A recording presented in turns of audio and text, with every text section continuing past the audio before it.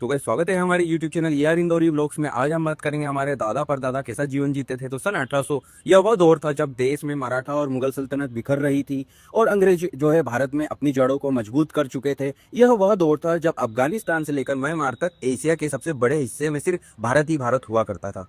यह वो दौर था जब भारत की आबादी मात्र 17 करोड़ थी, जिनमें से 10% पुरुष और 1% महिला ही पढ़ी लिखी हुआ करती थी। शायद इसी वजह से मेलों से आए अंग्रेजों ने भारत पर जो है कब्जा जमा लिया था। ईस्ट इंडिया कंपनी की सरकार ने गरीबों और किसानों का शोषण किया और सोने की चिड़िया कहे जाने वाले भारत को जो है लूटने में कोई कसर नहीं छोड़ी। लेकिन क्या आपने कभी सोचा है उस दौर में आम भारतीयों की जिंदगी आखिर कैसे हुआ करती थी? हमारे दादा परदादाओं का रहन सहन, पहनावा कैसा हुआ करता था?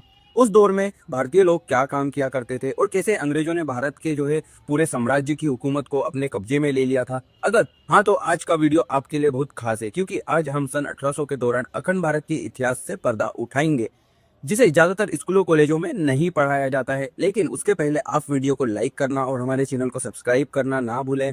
तो सल्तनत और हुकूमत 17वीं शताब्दी की शुरुआत में जब अंग्रेजों ने भारत में दस्तक दी तो शुरुआत में उनका उद्देश्य सिर्फ व्यापार करना था। लेकिन जब देश के कई महान राजा उनकी मीठी बातों के शिकार नहीं हुए तो उन्होंने इस महान देश की सत्ता पर ही कब्जा करने का फैसला किया। बता दें कि भारत में जो है कदम रखने वाले सबसे पहले ब्रिटिश टोली के कैप्टन थे विलियम हॉकिंस, जिन्होंने 24 अगस्त 1608 के दिन सूरत में बंदरगाह पर पहला कदम रखा था। और कुछ ही समय में उन्होंने यह अंदाजा लगा लिया था कि यहाँ कूटनीति से भारत को अपने कब्जे में कर सकते हैं। 1631 में जब शाहजहां ताजमहल बनवा रहे थे तभी अंग्रेज भारत में अपने पैर पसारने की कोशिश करने लगे थे। उस वक्त कुछ छोटे बड़े राजाओं के अलावा भारत में दो बड़े साम्राज्य की हुकूमत चलती थी, जिसमें पहला था औरंगजेब और का मुगल एम्पायर, दूसरा था मराठा साम्राज्य। यह दोनों शक्तियां इतनी ताकतवर थी कि इनके सामने अंग्रेज चाय कम फानी थे, मगर इनकी सबसे बड़ी कमजोरी थी एक दूसरे से नफरत।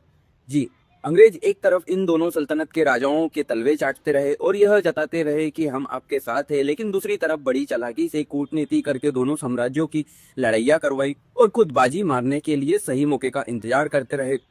अपनी इसी मंशा में कामयाब होने पे अंग्रेजों को कम से कम 100 साल लग गए और शुरुआत हुई 18वीं सदी की, जब ईस्ट इंडिया कंपनी ने भारत में अपने पैर पसार लिए। मुगलों की सल्तनत खत्म होने के कगार पर थी और मराठा साम्राज्य भी कई इलाकों से अंग्रेजों से हार चुका था। एक तरफ वहां गरीबों और किसानों का शोषण कर रहे थे, दूसरी तरफ शिक्षा और पैसों का लालच देकर युवाओं और भारतीयों को अपने ब्रिटिश आर्मी में भर्ती करना शुरू कर दिया। वो भारतीय व्यापारियों से बहुत ज्यादा कर वसूलते थे। उन्होंने यहाँ पर अपनी फैक्ट्रियां खोल रखी थी जहाँ सस्ते में बना माल एक्सपोर्ट करके अंधाधुंध पैसा छाप रहे थे और यहाँ पूरा पैसा भारत से सीधा ब्रिटेन भेजा जाता था, जिस वजह से भारत में आर्थिक संकट के दौर की शुरुआत हुई। भारतीयों की कमाई, पैसों की किल्लत, लगान। अपने यह कहावत तो सुनी होगी कि मेरी जरूरतें कम है इसलिए मेरे जमीर में दम है। तो जो 1800 के दौर था उस समय 90% भारतीयों के लिए यह बात साबित होती थी। हालांकि हमारे भारतीय समाज में जो है तलवे चाटने वालों की कमी नहीं है, उसके वजूद हमेशा बना रहा है। उस वक्त भी कुछ लोग थे जो अंग्रेजों के तलवे चाटते थे, अधिक कमाई किया करते थे, जबकि आम भारतीय अपनी सभी जरूरतें पूरी तक नहीं कर पाते थे। एक तरफ जमींदार किसानों को कर्जा देकर ज्यादा ब्याज लेकर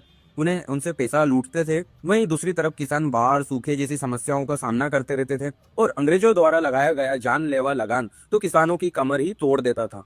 वहीं जो लोग खेती नहीं करते थे उनमें से कुछ छोटा मोटा व्यापार करते थे, जिन्हें अंग्रेजों को जो है हफ्ता वसूली अंग्रेज उनसे करते थे और अंग्रेज उन्हें लूटते थे। कुछ लोग मजदूरी में चंद पैसों के लिए अंग्रेजों की फैक्ट्रीज में 16-16 घंटे काम किया करते थे। और उस समय व्यापार जो था भारत में, एक चीज बहुत अच्छी थी कि वो था एक ऐसा सिस्टम जिसमें वो सामान के बदले सामान का लेना देना किया करते थे। ज्यादातर गाँव में यह किया जाता था। गाँव में अगर कोई एक आदमी चावल उगाता है तो वह दूसरे आदमी को अपने चावल के बदले गेहूं उससे ले लेता था। जो आदमी सब्जी उगाता था वो सब्जियों के बदले चावल गेहूं ले लेता था। जैसे कि 1 किलो धान के सामान में 4 किलो शक्कर, पूरे महीने का अनाज के सामान में पूरे महीने की सब्जियां और 5 किलो गेहूं के बदले में 5 किलो दाल। इससे फायदा यह होता था कि खाने पीने की चीज के लिए इधर उधर नहीं जाना पड़ता था, गांव में ही सब कुछ मिल जाता था और इसके लिए पैसे चुकाने की जरूरत भी नहीं होती थी।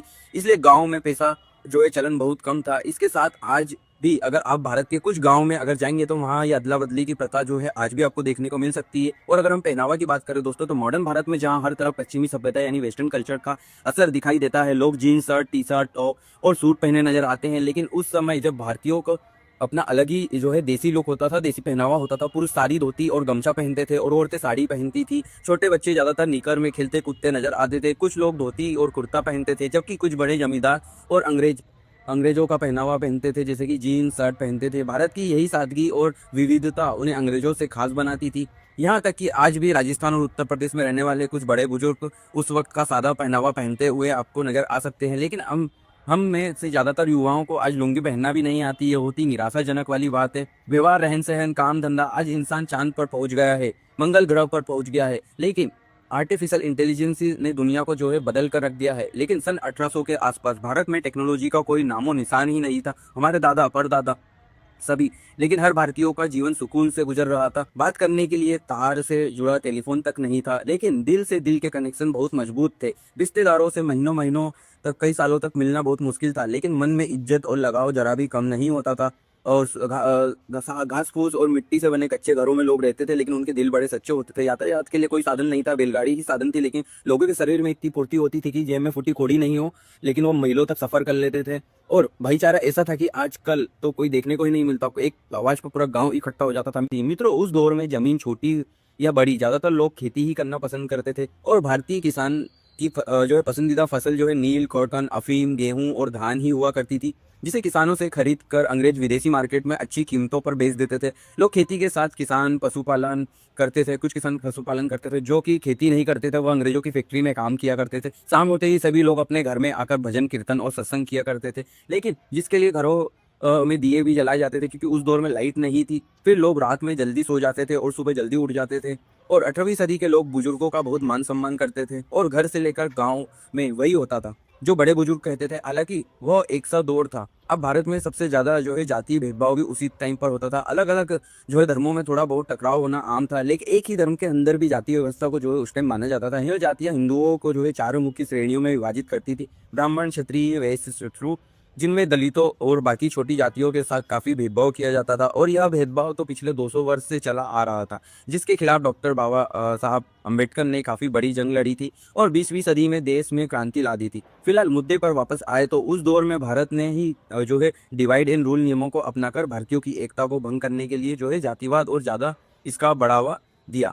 लोग अपनी जाति के हिसाब से जो है काम किया करते थे। धोबी कपड़े धोता था, कुम्हार मिट्टी से बर्तन बनाता था, और नाई जो था बाल काटता था। इसी तरह से हर कोई अपने हिसाब के काम का धंधा किया करता था। आबादी और इलाका, आज भारत की जनसंख्या विश्व में सबसे ज्यादा यानी 145 करोड़ के पार कर चुकी है, लेकिन उस वक्त अखंड भारत की जनसंख्या मात्र 17 करोड़ थी। वो भी सिर्फ कश्मीर से कन्याकुमारी तक फैले भारत में नहीं, बल्कि अखंड भारत में 17 करोड़ लोग ही रहते थे, जो हिंदुस्तान के साथ पाकिस्तान, बांग्लादेश, वर्मा और अफगानिस्तान जैसे देशों से मिलकर बना हुआ अखंड भारत था। आज मुंबई, दिल्ली और बेंगलोर जैसी मेट्रो सिटीज में लोग जो है घंटों ट्रैफिक में बिता देते हैं, और शहर में हर तरफ खूब भीड़ देखने को मिलती है। वही उस वक्त ऐसा कुछ नहीं था, लेकिन मार्केट के अलावा किसी भी इलाके में भीड़ भाड़ नहीं देखने को मिलती थी। देश के बड़े बड़े हिस्से घने आबादी वाले जंगल में फैले हुए थे। बड़े बड़े जंगलों के बीच छोटे मोटे गांव बसे हुए होते थे, और शहरी इलाके बहुत ही कम हुआ करते थे। इस वजह से भारत अनगिनत जंगली जानवरों से जो है घिरा हुआ था।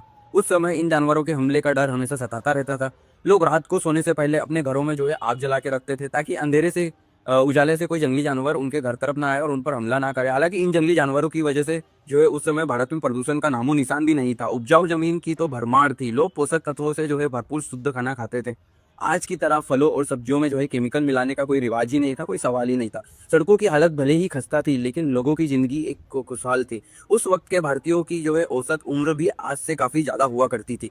और शिक्षा और साक्षरता की बात करें तो पढ़ाई लिखाई की तो आपको जानकर हैरानी होगी कि उस वक्त भारत में पढ़े लिखे लोगों की संख्या बहुत ही कम थी। देश के मात्र 10% पुरुष और 1% महिला ही जो है पढ़ी लिखी थी। हालांकि बिना पढ़ाई लिखाई के ही भारत में जो है रहने वाले सभी लोग किसी न किसी काम में बहुत निपुण थे। कुल मिलाकर उस वक्त में जो है भारत की कुछ चीजें बेहद अच्छी थी तो कुछ बहुत खराब। कहीं पर लोग बहुत खुश थे तो कहीं पर दुखी थे। लेकिन भारत हो या दुनिया का कोई भी देश सदियों के संतुलन बनाए रखने के लिए कुदरत के नियम के साथ नहीं चल पाता है। मित्रों, अगर आपको भी अखंड भारत के महान के इतिहास पर गर्व है तो कमेंट बॉक्स में हमारे देश की तारीफ में 2 शब्द जरूर बोलिएगा, और यह भी बताइएगा कि उस दौर में वो खासियत थी जो आज नहीं है, कौन सी वो खासियत है। और हमारी यह पेशकश पसंद आई हुई तो इस वीडियो को जरूर लाइक कीजिएगा। हम टारगेट करते हैं 110 लाइक के लक्ष्य का। अगर हम इसे हासिल करते हैं तो हिस्ट्री पर हम और वीडियो बनाएंगे। और हमारे चैनल को जो है सब्सक्राइब करना ना भूलिएगा, और पास वाली बेल वाली घंटी भी बजा दीजिएगा। जय हिंद, जय भारत।